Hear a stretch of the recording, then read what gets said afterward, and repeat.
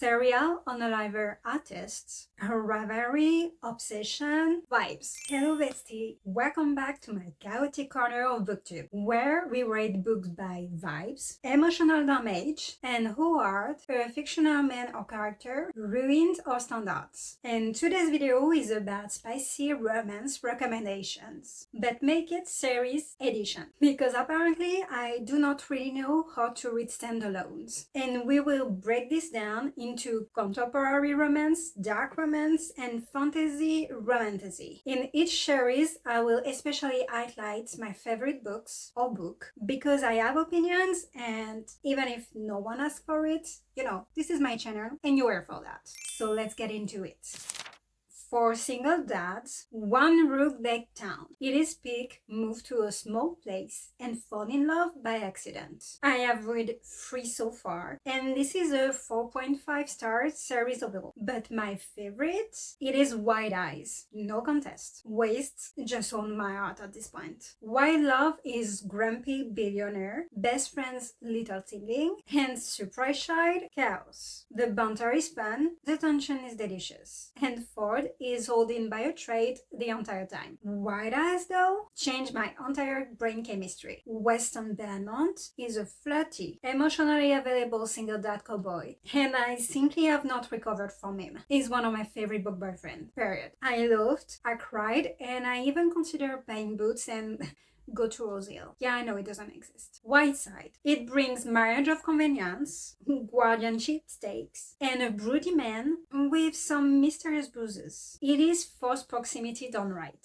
with feelings sneaking up when they're least supposed to come. If you want cozy, emotional, average spice, that also feels like a warm hug, but still makes you feral. Rose Hill is that series. This standalone-ish series is giving star-crossed lovers with money, secrets, and family feuds. And Burning the Night is my standout because this is the only one available right now. But there is another one, the second one of this series, coming out this year, so watch out for it. It is messy, dramatic, and emotionally charged in a everything is doomed but hot kind of way. Rowan is done that. Juliet is quietly stronger than everyone can think, and the tension is thick enough to cut with a knife. It is not perfect by any means, but it is wildly entertaining and addictive. Of course, I would have talked about this. Take a deep breath because this series is dark, though I have seen more darker in the dark romance style.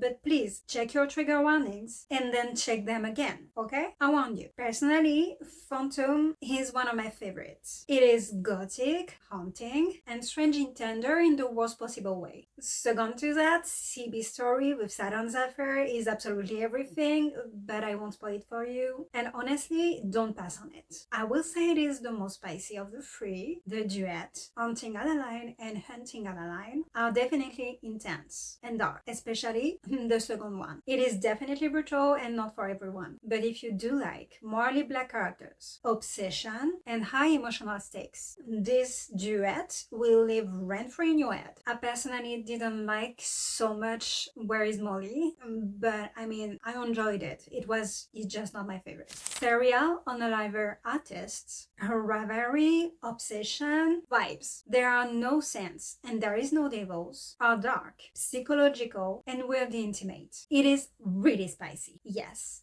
even more than Counted Mass universe. It's one would call smut, I guess, at this point. Cole is dangerous but controlled. Mara is soft but resilient, and their dynamic is tense, but in a way that keeps you glued to the page. It's 100% addictive. It is unsettling, emotional, and surprisingly character-driven for a serial unaliver romance. Of course, I'm gonna talk about this too, right? It is dark romantic comedy done right. Serial unalivers? Absolutely yes. But also banter, found family, and actual death. We all know Butcher and Blackbird. It is iconic at this point. It's unhinged and hilarious. Basically, murder dates, but make it cute. I'm gonna say it. It is controversial. Liver and Luck is my favorite. Fake marriage, false proximity, grumpy assassin, mid sunshine chaos, and the softest devotion hidden under all that liver. Sit and Sparrow is a close second for me. It brings friends with benefits, hurt, comfort, small town healing, and a nerdy doctor that just deserves the world. And this whole series anyway is proof that dark romance can be funny, heartfelt, and weirdly comforting.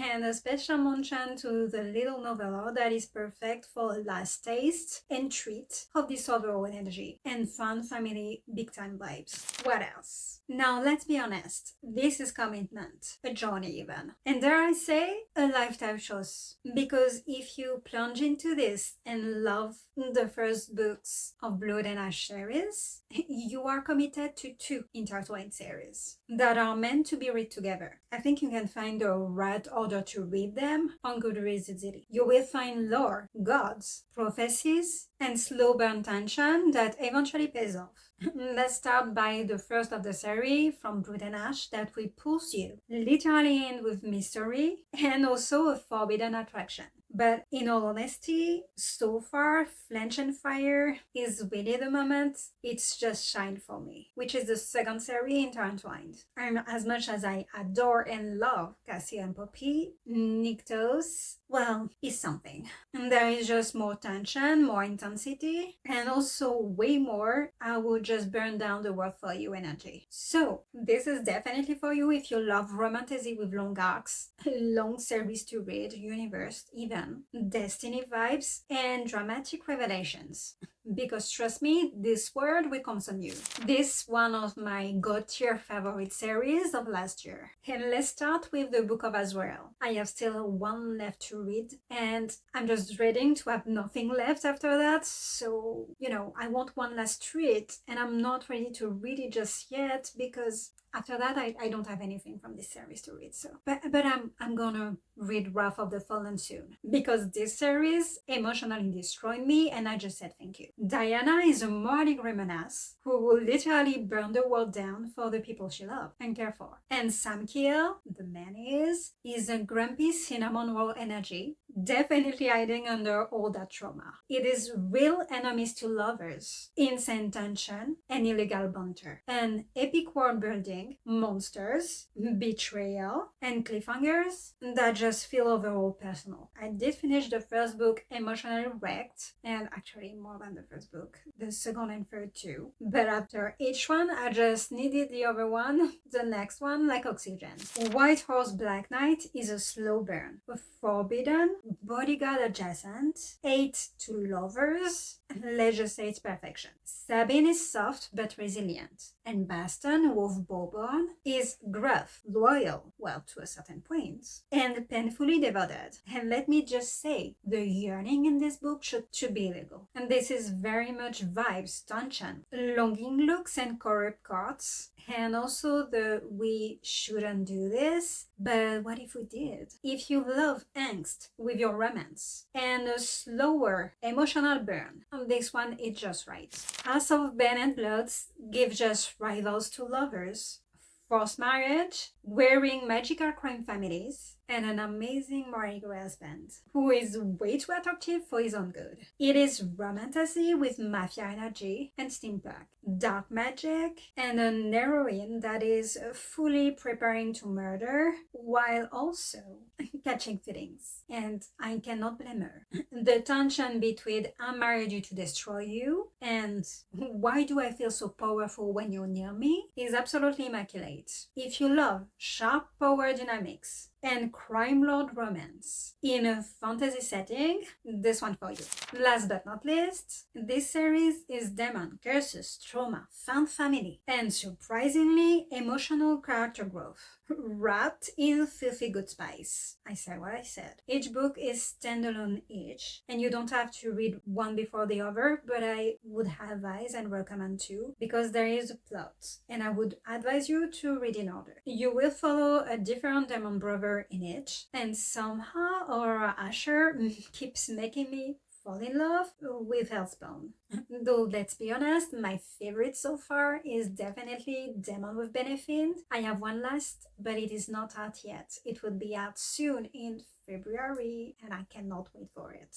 Let's get back to Demons with Benefits. Meth and Iris are definitely hate to lovers trope, and Chaos with Insane Chemistry, Sharp Banter, and that we're totally casual kind of lie. Because yes, this is Friends with Benefits that absolutely no one else but them believes. It is spicy, funny, emotionally messy, and honestly where the series finally fully snapped into obsession territory for me. Mephistopheles, I love you. Period. Alright, that's it, bestie. A little cozy, a little dark, a little morally questionable. That's all the fun, right? Just the way we like it. If you take anything from this video, please be it to check your trigger warnings, to trust your vibes. Not every book will be for you, and that's just fine. And never apologize for loving fictional chaos, because you love what you love and that's it. Okay, I love you, bestie, and go read something on Edge right now. This is your sign.